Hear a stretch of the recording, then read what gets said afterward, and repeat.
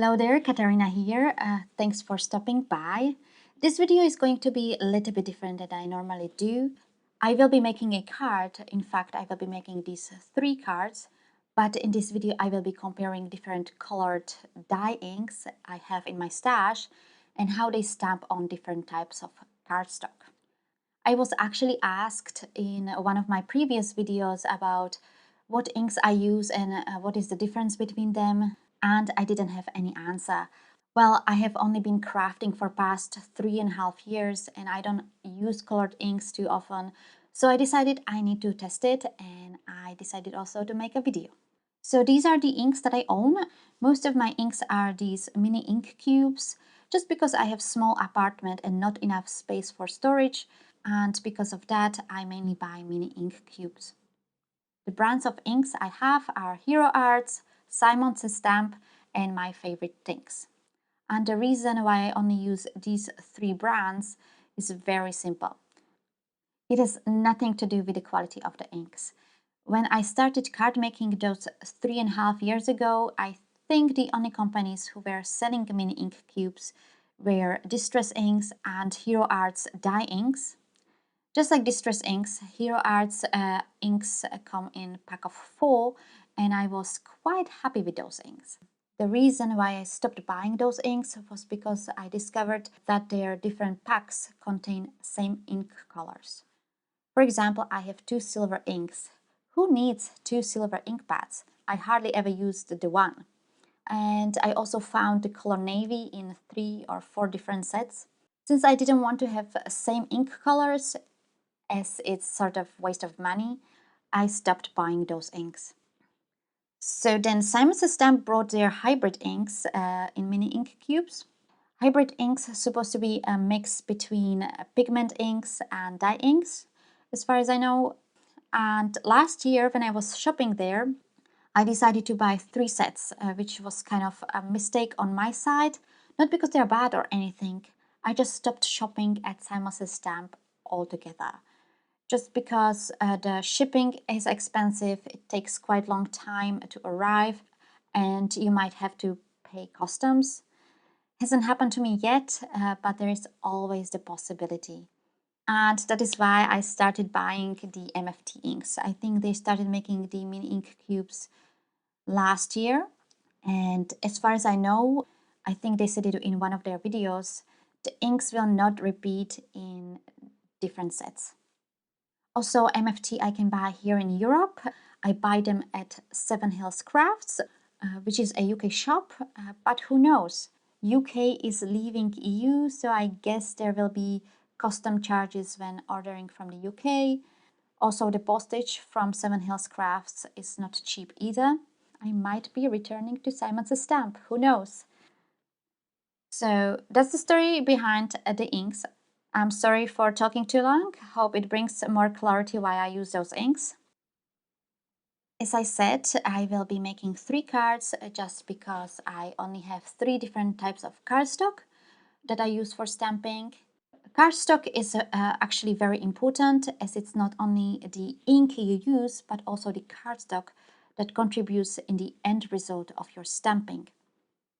The cardstock I will be using is a white card plain 200 grams from Paper Mill Direct, Nina Solar White 216 grams, which is 80 pounds, and Canson Bristol 250 grams, high white and ultra smooth. So Nina is actually the thinnest paper that I will be using. The stamp set I will be using is the Woodland Pals from Cleary Besotted. This is no longer available, but I have only few solid stamp set, and this one has quite big images, so you can actually see the results. I also will be using a banner from this stamp set later on, also from Cleary Besotted. The ink colors I'm using here are Field Day from MFT for the tree, Sunkissed from Simon Says Stamp for the fox, and Cabo Joe for the deer, and Red Royal for the mushroom, both from Hero Arts. These are the colors that I thought match best the images that I will be stamping. The order of the inks is Hero Arts twice, MFT and then Simus stamp. Before we get into the stamping, I have to say that I'm not good at stamping at all. I have no idea how crafters like Jennifer McGuire do this. Always I watch her, she gets perfectly stamped image after the first try, even when using acrylic block. Hardly ever happens to me. I have to always restamp and I have to use Misty stamping tool for that. And I will be using Misty in this video as well, just to show you how many times a restamping is needed. So let's get started. Let's start with the white card plain cardstock 250 grams from Paper Mill Direct. This is actually a British company. This cardstock is not smooth and has a bit of texture in there. And from all three papers I will be using, with this one I had the most trouble. I had to stamp multiple times. After the first stamping, it looked like this. As you can see, none of the inks gave me a good impression. Second trial was a little bit better, but still not perfect. Even the third stamping didn't give me a smooth result. Maybe if I tried more times, I could get more even impression, but that's just a waste of time in my opinion. Next, I tried the Nina Solar White 216 grams, which is 80 pounds in the US. I'm not a fan of this paper mainly because it's quite thin. Maybe the 110-pound version is better, but I don't have it. However, the image is stamped quite well, but I had to stamp twice to get the best result. The first time there were a few spots that were still white. That's why I needed to stamp second time. The last paper I used was the Canson Bristol 250 gram high white and ultra smooth cardstock. And even though it still required second stamping, I felt that I had the best results after the first trial. Not too big difference from Nina, it just felt a little bit better. After the second stamping, the results were even greater. Here are all the panels together. At the top is the Paper Mill Direct cardstock, bottom left is Nina, and bottom right is Canson Bristol. The ink that stamped the best on all types of paper was, for me, Hero Arts. With Hero Arts, even on the Paper Mill Direct, if you see the mushroom, stamped really well. It's just pity that they have to repeat the ink colors in their mini ink cube sets. If I had more space at my place and could choose the bigger ink pads, I think I would stick with Hero Arts. And the best cardstock for me was Bristol, while Nina was just as good. As I said, I just don't like how thin the 216 gram, 80 pound version of the paper is, and I can get Bristol cardstock here in Europe much more easily. So, which ink brand and cardstock is your favorite and why? Let me know in the comments down below. So now let's finish the card. For the sentiment, I used the VersaFine Onyx Black. I love this ink. It's just nice and juicy and gives me a great result. And since we are trying the cardstock here, I decided to stamp on the same cardstock I stamped the little animals. So the Paper Mill Direct does need a restamping. I had to stamp 3 times. I would say the paper is rather dry. I never had problems blending distress inks, but while stamping, I do feel it's quite dry and needs restamping. But since the VersaFine ink is pigment ink, it stamps better than the dye inks. Nina stamped very well, no problems after the first stamping, but since I like to stamp twice when using black ink and Misty, I stamped again. And the same with Bristol, a great impression after the first stamping as well. And here you see all the banners together.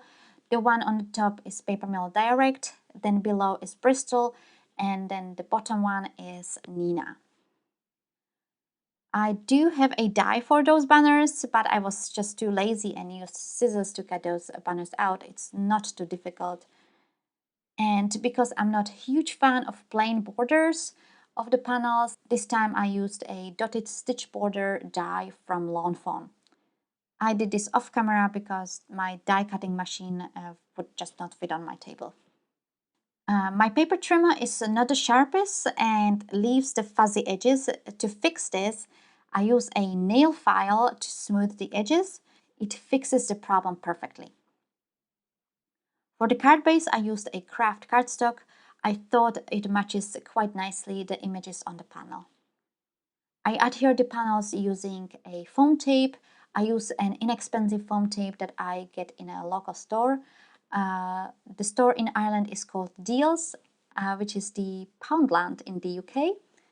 I was thinking getting the big roll of foam tape that everyone uses, just out of curiosity how long it lasts. But for me, it's just way too expensive. I don't know how long this tape is. It's not that long, but it comes with a bunch of foam squares, and the whole thing cost €1.50. It's just hard to beat that price, especially when the adhesive is very strong. Once I adhere something using this foam tape, it's difficult to reposition it. Anyways, I adhered the banners with the sentiment to finish up the card. Actually, after I finished filming, I thought the cards needed few embellishments, and I adhered some sequins from Lucy's cards to bring some sparkle to it.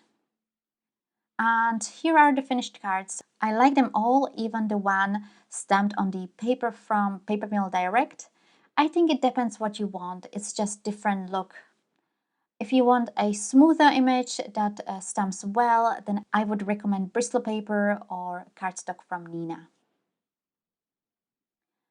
I hope you liked this video. I'm sorry it was a little bit too long. If you did, make sure you give it thumbs up and subscribe to this channel for future videos. And also check out my blog as I post a new card almost every week. You can also follow me on Facebook, Instagram, and Pinterest. The links to those, as well as a list of supplies that I use to make these cards, you can find in the description below this video. Just click on Show More. And I will see you in my next video. Bye!